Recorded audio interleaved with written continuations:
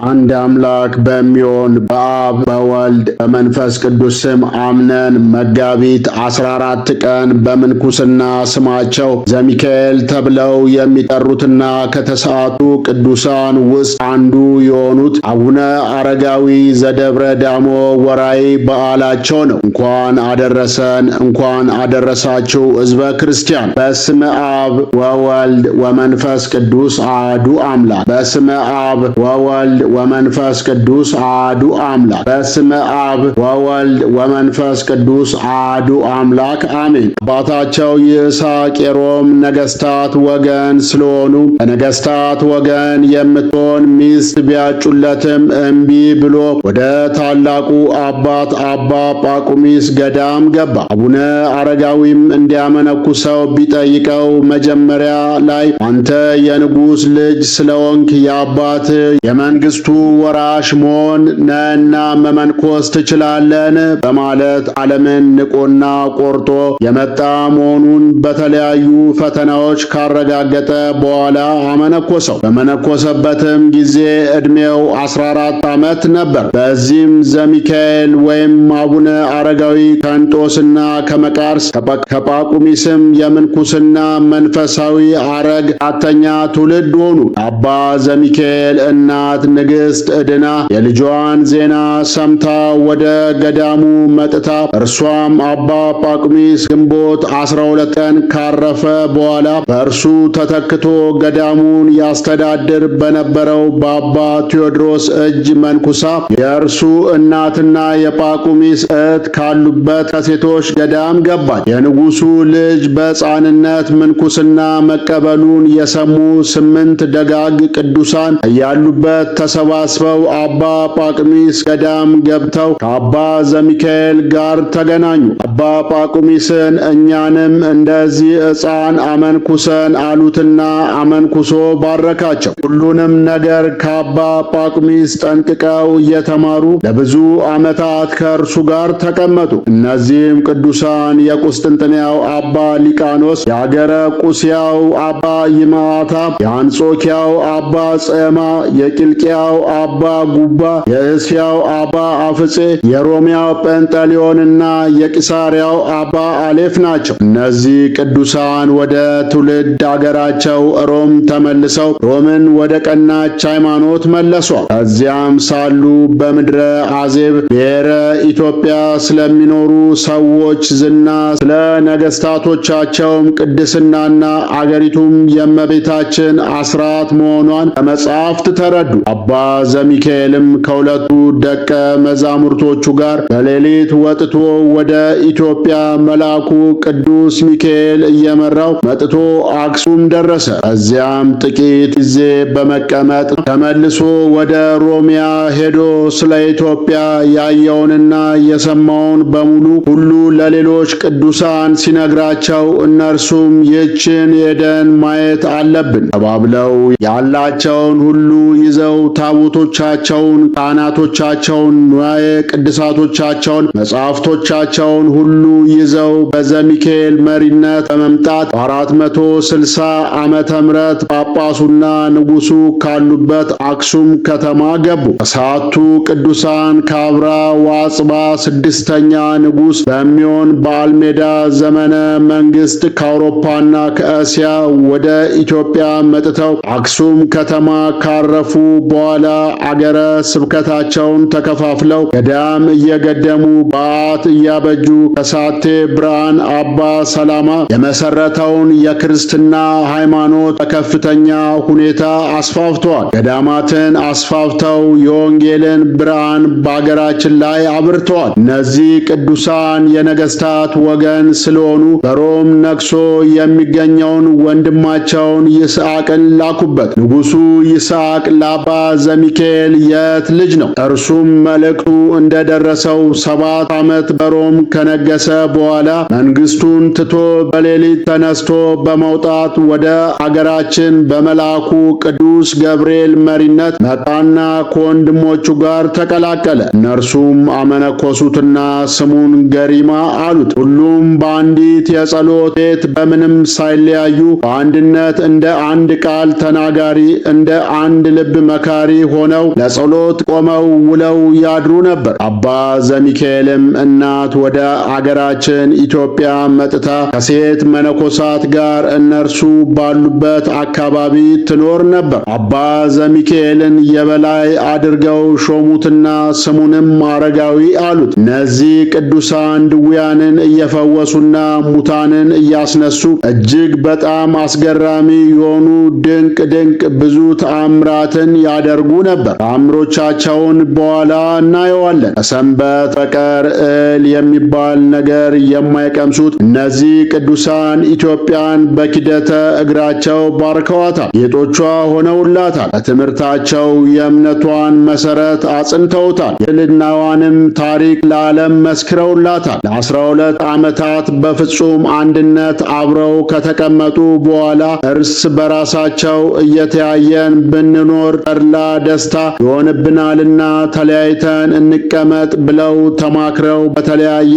በዓት አባ ሊቃኖስ በደብረ ቁናጽል፣ አባ ጰንጠሌዎንም በእርሱ ትይዩ በሆነ ቦታ፣ አባ ገሪማ በደብረ መደራ፣ አባ ጽማ በደብረ ጸዲያ፣ አባ ይምዓታ በደብረ ገርአልታ፣ አባ አፍጼ በደብረ ያ፣ አባ አሌፍ በደብረ አድሃ መኖር ጀመሩ። አባ አረጋዊ ደግሞ በጣም ርቀው በመሄድ በደብረ ዳሞ በዋሻና በፍሩክታ ውስጥ በተራራም ላይ መኖር ጀመሩ። አባታችን አቡነ አረጋዊ ከደብረ ዳሞ ተራራ ስር ባለችውና አሁንም ድረስ ማየ ምርቃይ ወይም መጠመቂያ በምትባለው ምንጭ እጅግ ብዙ መነኮሳትን በዚያ አጥበው ካመነኮሱ በኋላ ሴቶቹን ቅድስት ዕድና ካሉበት ቤተ ክርስቲያን ያስገቧቸው ነበር። የአቡነ አረጋዊም እናት ቅድስት ዕድና በጥር 4 ቀን በክብር አርፋለች። አባታችን ለመጀመሪያ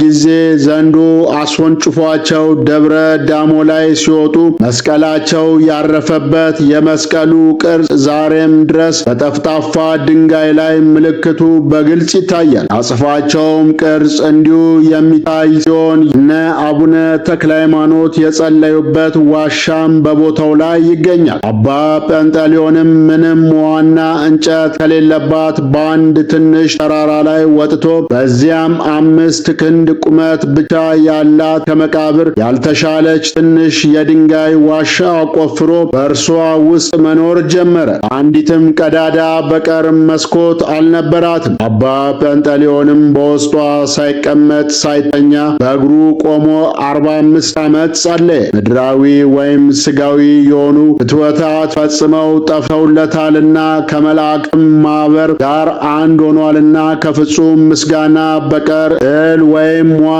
ወይም ቅጠል እንኳ አይቀምስም፣ ውሃም አይጠጣም ነበር። እናንተ ቅዱሳን ሆይ የነገሥታት ልጆች ስትሆኑ ላባችሁን እያንጠፈጠፋችሁ በዱር በገደል መንከራተታችሁ በቀበሮም ጉድጓድ መቀመጣችሁ የምትለብሱት ሳታጡ በበረድ በቁር መራቆታችሁ ምንኛ ድንቅ ነው። የምትበሉት የምትጠጡት ሳታጡ የነገሥታት ልጆች ስትሆኑ መራብ መጠማታችሁስ እንደምን ያለ ነው። ከሰዓቱ ቅዱሳን ብዙ ድንቅ ታምራትን ያደርጉ ነበር። መላእክትም ዘውትር ባለመለየት ይጎበኟቸው ነበር። ጌታችን አምላካችን ኢየሱስ ክርስቶስም ዘውትር እየተገለጠላቸው ይባርካቸውና ቃል ኪዳንም ይሰጣቸው ነበር። በጸሎታቸውም አጋንንትን ያስወጣሉ፣ ድውያንን ይፈውሳሉ፣ ዕውራንን ያበራሉ፣ ሙታንን ያስነሳሉ። ለእያንዳንዳቸውም የሃይማኖታቸውን ኃይል አሳዩ። ከእነርሱ መካከል ተራራ ያፈለሱ አሉ። ባህሩን ከፍለው ደረቅ መንገድ ያደረጉ አሉ። ጧት ዘርተው ማታ ሰብስበው የሚያጭዱ አሉ። ይኸውም የስንዴውን ነዶ በግራር ዛፍ ላይ አበራይተው የዛፍ ቅጠል ሳይረግፍ በሬዎቹም ከዛፉ ላይ ሳይወድቁ ምርቱ ብቻ እየወረደ በአውድማው ላይ እንዲከማች ያደረጉ አሉ። ወዲያውም ስንዴውን ለመገበሪያ ሰይመው ለ9 ሰዓት መስዋዕተ ቁርባን ያደረሱ አሉ። በዓለት ድንጋይ ላይ የወይራ ተክል ተክለው በዚያኑ ጊዜ ጸድቆ ለምልሞ ታላቅ ዛፍ ሆነ። በኋላ በእግዚአብሔር ፈቃድ ግንዱ ደርቆ ቆርጠውና ፈልጠው እንጨቱን አንድደው እሳቱ ፍም ከወጣው በኋላ ፍሙን በቀጭን ሻሽ ወስደው ለ9 ሰዓት የቅዳሴ ማዕጠንት ያደረሱ አሉ። ለቤተ ክርስቲያን አገልግሎት የሚውልና ለሥርዓተ ቁርባን ማከናወን መወኛ የሚሆን ውሃው ሳይፈስ በወንፊት ውሃ የሚቀዱ አሉ። ከእነርሱም አንዱ ባረፈ ጊዜ የሥጋው ሥርዓተ ግንዘት በመላእክት እጅ የተከናወነ አለ። ይልቁንም ቁመቱና ርዝመቱ ከታላላቅ ገደል እጅግ በጣም የሚበልጥ የድንጋይ አምድ ከወንዝ ማዶ ዘንበል ብሎ መጥቶ ሥጋቸውን በክብር ተቀብሎ በተራራው ጫፍ ላይ እስከ ዛሬም ድረስ ፈጽሞ ሳይነቃነቅና ሳይናወጽ ጸጥ ብሎ ቆሞ ይገኛል። የሰዎቹም የመግነዝ ምልክት ጥበበኛ እንደሳለው ስዕል በድንጋዩ አምድ ላይ ተስሎ ወይም ተቀርጾ ይታያል። ቆመው ጸሎት በሚጸልዩበት ጊዜ 10 የእጆቻቸው ጣቶችና 10 የእግሮቻቸው ጣቶች እንደ ፋና የሚያበሩበትና እንደ መብረቅ የሚብለጨለጩበት ጊዜ አለ። አገራችን ኢትዮጵያ ያለ አንዳች ሐዋርያ ስብከት አስቀድማ በክርስቶስ እንዳመነችና በዚህም ምክንያት የልዕልናዋን ታሪክ ለዓለም ለማሳወቅ ፈጥነው የሄዱ አሉ። የኢትዮጵያ ምድር በእነዚህ የቅዱሳን ኪደተ እግር ተቀደሰች። በውስጧም በመመላለሳቸው አውራጃዎቿና አደባባዮቿ ሁሉ ታደሱ። መዓዛ ትምህርታቸውና ተአምራቶቻቸው በሁሉም አውራጃዎች ተሰራጨ። የእምነቷንም መሠረት አጸኑ። ከሰዓቱ ቅዱሳን በዓለ ዕረፍታቸው እንደሚከተለው ነው። አባ ገሪማ ሰኔ 17 ቀን ተሰወሩ። አባ አሌፍ መጋቢት 11፣ አባ ጴንጠሌዎን ጥቅምት 6፣ አባ ጽማ ጥር 19፣ አባ ይምዓታ ጥቅምት 29፣ አባ አፍጼ ግንቦት 29 ተሰወሩ። አባ ጉባ ግንቦት 29፣ አባ ሊቃኖስ ኅዳር 28 ተሰወሩ። አባ አረጋዊ ጥቅምት 14 ተሰወሩ። አቡነ አረጋዊን ወደ ደብረ ዳሞ ያወጣቸው ዘንዶ በሰው ቋንቋ እንዳናገራቸው አቡነ አረጋዊ ከሩቅ ሆኖ የዳሞትን ተራራ ባያት ጊዜ በአመችነቷ እጅግ ወደዳትና ቢጠጋት ረጅሙን ገደል ወጥቶ ከጫፉ ላይ ለመድረስ መውጫ አጣ። እንደ ልማዱ ሌሊቱና ቀኑን ሙሉ ያለ ምንም እንቅልፍ በጸሎት አሳለፈ። 3 መዓልትና 3 ሌሊትም በዚያ ካሳለፈ በኋላ ቅዱስ ሚካኤል መጥቶ እግዚአብሔር ያከበረ ቅዱስ ሆይ ምን ያስጨንቃል አለው። አባታችንም ወደ ተራራው ወጥቶ በዚያም መኖር እንደሚመኝ ሲነግረው እግዚአብሔር ወደ ተራራው ጫፍ የምትወጣበትን ነገር እስኪያዘጋጅልህ ጥቂት ታገስ ብሎት 2 ሱባዔን በዚያ ቆየ። ከዚያም ቁመቱ 60 ክንድ የሆነ ዘንዶ ተልኮለት እንደመጣ መልአኩ ነገረውና ዘንዶው ሲወጣ አባታችንን በሰው አንደበት ከዚህ ተራራ ላይ ምን አለ ብሎ ጠየቀው። ዳግመኛም ከዚህ ተራራ የምትበላው ነገር የለም፣ ራስን የምታስጠጋበት ዛፍ እንኳን የለባትም፣ ምን ታደርጋለህ? በዚህ ያለው የፀሐይ ሐሩርና የሌሊት ቁርና ውርጭ ብቻ ነው አለው። አባታችንም ይልቅስ ጅራትን አውርድና የታዘዝከውን ፈጽም፣ ከምንፈልገው ነገር እግዚአብሔር የሚያሳጣን ነገር የለም ሲለው ዘንዶው ጅራቱን አወረደለትና ካወጣው በኋላ እንደ ወንጭፍ ወርውሮ ከጫፍ ላይ አስቀመጠው። እንዳይፈራና እንዳይደነግጥም ቅዱስ ሚካኤል ከጎኑ ነበር። ይህንንም ታምር ተከታይ ደቀ መዛሙርቶቹና እናቱ ይመለከቱት ነበር። አባታችንም ከጫፍ ላይ እንደወጣ በጸሎት አምላኩን በእጅጉ ስላመሰገነበት ቦታውም ደብረ ሃሌሉያ ተባለ። ተራራዋ ጫፍ በብርሃን ተመላች፣ ጥሩ ደመና ሸፈናት። ብዙ ቅዱሳን መላእክት ተገኝተው አመሰገኑባት። ለአቡነ አረጋዊም እንደ ጓደኛ ሆኑት። አባታችንም ከዚያች ዕለት ጀምሮ እንደ ሄኖክና ኤልያስ እስከ ተሰወረባት ቀን ድረስ ምድራዊ ኅብስትን ፈጽሞ አልበላም። አቡነ አረጋዊ በደብረ ዳሞ ሰማያዊ የመሥዋዕት ኅብስትና ንዋያተ ቅድሳት እንደወረዱላቸው ብፁዕ አባታችን በደብረ ዳሞ መጠነኛ ቤትን ሠራና ይዞት የመጣውን ታቦት በውስጡ አስገባው። ለቁርባኑም ነገር ወደ እግዚአብሔር ጸለየ። መላእክትም ለመሥዋዕቱ ሥርዓት ዝግጅት የሚያስፈልጉትን የወርቅ ጻል፣ የብር ጽዋ፣ ለልብሰ ተክህኖ የሚያገለግሉትን የወርቅ ላንቃ፣ ካባ፣ በውስጧ ትኩስ ኅብስት ያለባት መሶበ ወርቅ፣ ለመሠዊያው የሚያስፈልገውን ሁሉ ከሰማይ ይዘውለት ወርደዋል። ኢትዮጵያዊው ንጉሥ አጼ ካሌብ ከ24 ሺህ በላይ የሚሆኑ የናግራን ሰማዕታትን ደም ሊበቀልላቸው ሲያስብ መጀመሪያ በጸሎታቸው እንዲያስቡትና እንዲመክሩት አቡነ አረጋዊንና አቡነ ጰንጠሌዎንን ጠይቋቸዋል። በመጀመሪያ የቁስጥንጥንያ ሊቀ ጳጳስ ጢሞቴዎስ በናግራን አገር ስለተፈጁት የክርስቲያን ወገኖች በግፍ ተጨፈጨፉብን መልእክት የያዘች ደብዳቤ ወደ ኢትዮጵያዊው ንጉሥ ወደ አጼ ካሌብ ላከ። አጼ ካሌብም መልእክቱን ከተረዳ በኋላ ወደ ብፁዕ አቡነ አረጋዊ እንዲህ ሲል መልእክት ላከ። ፊናስ የተባለ አረማዊ የናግራን ክርስቲያኖችን ደም በከንቱ ያፈሰሰ ቤተ ክርስቲያንን የመዘበረና ያጠፋ ፍጹም የእግዚአብሔር ጠላት ወደሚሆን ሄጄ እዋጋው ዘንድ ተዘጋጅጃለሁ። ለዚህ አባቴ ወይ አንተም በበኩል ጸሎት አድርግልኝና የጻድቅ ጸሎት ትራዳለች፣ ኃይልንም ታሰጣለች፣ በጠላት ላይ ድልን ታቀናጃለች ሲል ላከበት። አባታችን አቡነ አረጋዊም ለንጉሡ ጭፍሮች ወደ ጦሩ ግንባር ሂድ፣ እግዚአብሔር ጠላቶችን ከእግር በታች ያስገዛልን፣ አንተም ግርማ ሞገስ ይስጥ፣ በሰላም ይመልስ ብለው መርቀው ሸኝተውታል። አጼ ካሌብም ወደ ናግራን ዘምቶ አዲውን የአይሁድ ንጉሥ ፊናስን ከገደለውና ጦሩን ሁሉ ደምስሶ በማጥፋት የክርስቲያኖቹን ደም በሚገባ ተበቀለ። በአንጾኪያ፣ በእስክንድሪያ፣ በሮም፣ በቁስጥንጥንያና በዓለም ላይ ያሉ ክርስቲያኖች ሁሉ ይህን ሲሰሙ በእጅጉ ተደሰቱ። ይህ የሆነው በ525 ዓመተ ምህረት ነው። ንጉሥ አጼ ካሌብ የናግራን ሰማዕታትን ደም ተበቅሎላቸው ሁሉንም ነገር አስተካክሎላቸው በደስታ ወደ አክሱም ከተመለሰ በኋላ ይህን ያደረገልኝን አምላኬን በምን ላስደስተው ሲል አሰበና ተድላውን ደስታውን ዓለምን ንቆ ልብሰ መንግስቱን አውልቆ አንዲት የውሃ መንቀልና አንዲት ምንጣፍ ብቻ ይዞ በአባ ጰንጠሌዎን እጅ መንክሶ እየገባቸው ከሚገኝ አንድ ዋሻ ውስጥ ገባ። ዋጋው እጅግ የከበረውንና በነገሰ ጊዜ የጫነውን ዘውዱን ከጌታችን መካነ መቃብር በር ላይ ይሰቀልለት ዘንድ ከአደራ ደብዳቤ ጋር ለኢየሩሳሌሙ ሊቀ ጳጳስ ለአባ ዮሐንስ ላከለት።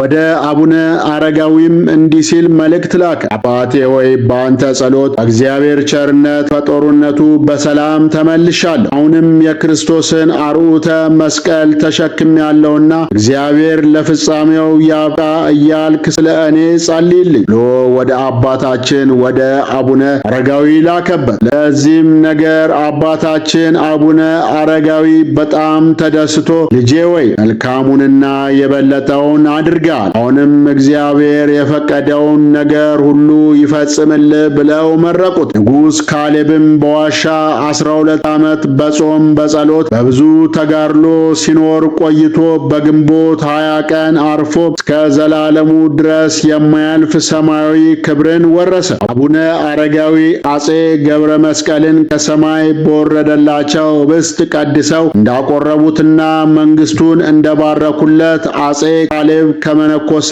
በኋላ ልጁ ገብረ መስቀል ነገሰ። እዚህን በነገሰ በ8ኛው ዘመነ መንግስቱ ክርስቶስ በሥጋ ከድንግል ማርያም ተወለደ። የክርስትናን ሃይማኖት የተቀበሉ ከባዚን ጀምሮ እስከ አብራ ዋጽባ ድረስ የነገሱት 19 ነገስታት ሲሆኑ ዘመነ መንግስታቸውም 244 ዓመት ነው። ከአብራ ዋጽባ ጀምሮ እስከ አጼ ገብረ መስቀል ድረስ የነገሱት 9 ነገስታት ሲሆኑ ዘመነ መንግስታቸው 124 ዓመት ነው። አጠቃላይ ከክርስቶስ ልደት ጀምሮ እስከ አጼ ገብረ መስቀል ድረስ በኢትዮጵያ 28 ነገስታት የነገሱ ሲሆን ዘመነ መንግስታቸውም 368 ነው። አጼ ገብረ መስቀል በእውነትና በቅንነት ከነገሰ በኋላ አመራሩ ከአህጉሪቱ ጽንፍ እስከ ጽንፍ ደረሰ። በዘመኑም ሁሉ መንግስቱን የሚቃወም አልተነሳም። እርሱም ቤተ ክርስቲያንን ከመስራት በቀር ወደ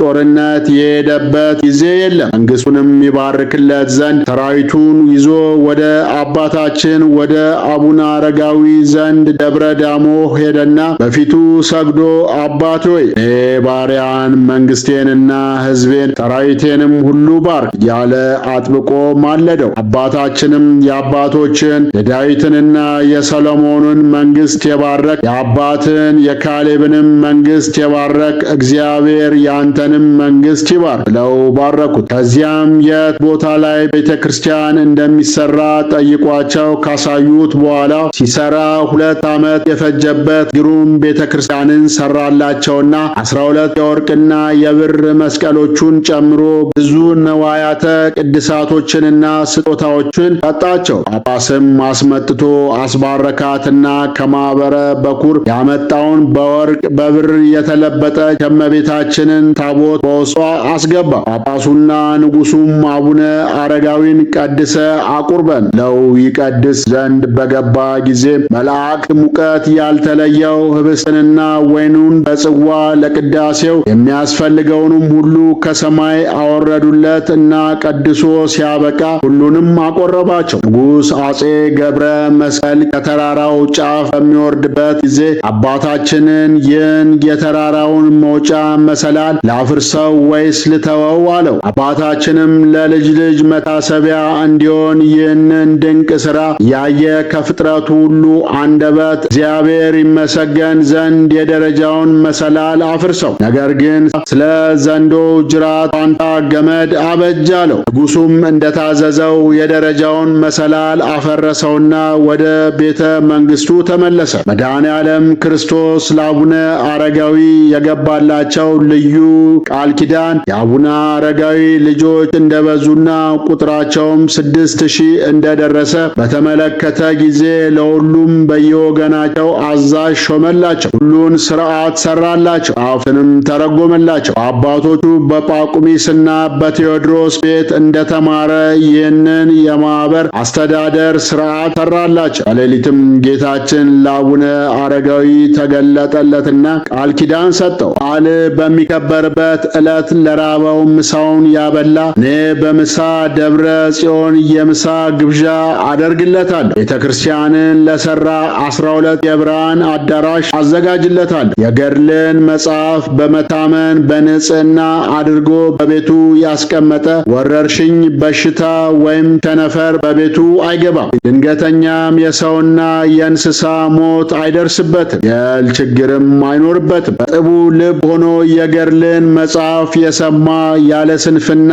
በፍጹም መታመን የንባቡን ኃይለ ቃል የሰማ እኔ ለችግሩ ሁሉ ፈጥኜ እደርስለታለሁ። ከሁሉም ይልቅ የሞት ጥላ አያርፍብህም። መልአከ ሞት ሊያስደነግጥ አይችልም። እንደ ነቢያቶቼ ኤልያስና ሄኖክ ትሰወራለህ እንጂ ካለው በኋላ ጌታችን ወደ ሰማይ አረገ። አቡነ አረጋዊም ደቀ መዝሙሩን ማቲያስን ጠርቶ ጌታዬ ኢየሱስ ክርስቶስ በዛሬው ዕለት ተገልጦ ቃል ኪዳን ሰጠኝ ማለት የሰጠውን ቃል ኪዳንና የነገረውንም ሁሉ ከነገረው በኋላ ይህ ቃል ኪዳንና ይህ መጽሐፈ ገድል ተጽፎ ለልጅ ልጅ መታሰቢያ ይሆን ዘንድ አዘዘው። አባታችንም ጌታችን እንደነገራቸው እንደ ኤልያስና ሄኖክ በጥቅምት 14 ቀን ተሰውሯል። የጻድቁ አባታችን የአቡነ አረጋዊ ረድኤት በረከታቸው ይደርብን፣ በጸሎታቸው ይማረን። አነሳሶ ላስጀመረን አስጀምሮ ላስፈጸመን ለልዑል እግዚአብሔር ክብር ምስጋና ይግባው። ወስብሐት ለእግዚአብሔር ወለወላዲቱ ድንግል ወለመስቀሉ ክቡር። ይቆየን።